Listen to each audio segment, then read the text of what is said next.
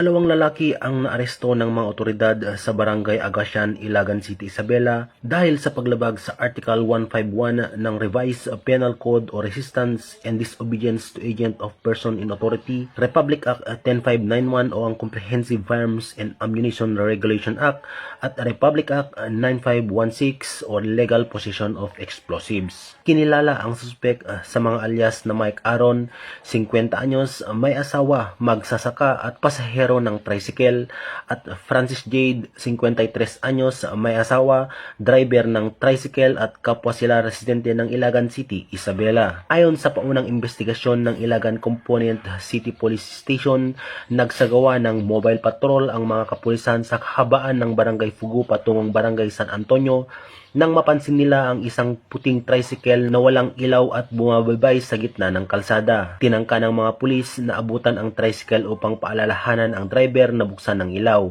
Ngunit sa halip na huminto, pinaharurot nito ang sasakyan na agad nagdulot ng hinala sa mga otoridad. Agad nila itong sinundan at nasabat sa Purok 1, Barangay Agasian. Pagkababa ng kapulisan mula sa kanilang mobile, napansin nila si alias Mike Aaron na may kinukuha mula sa kanyang bag.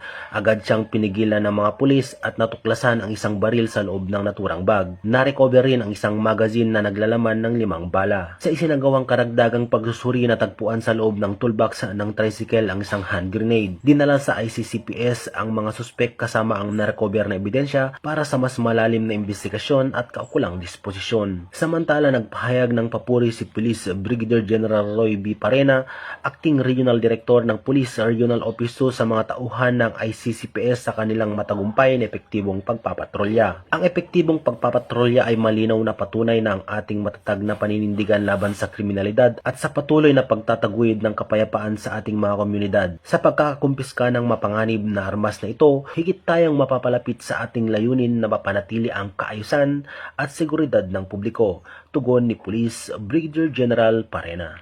Mula dito sa lalawigan ng Isabela, ako ang inyong Police News Network Correspondent, Patrolman Balawag, alagad ng batas, tagataguyod ng balitang pulis.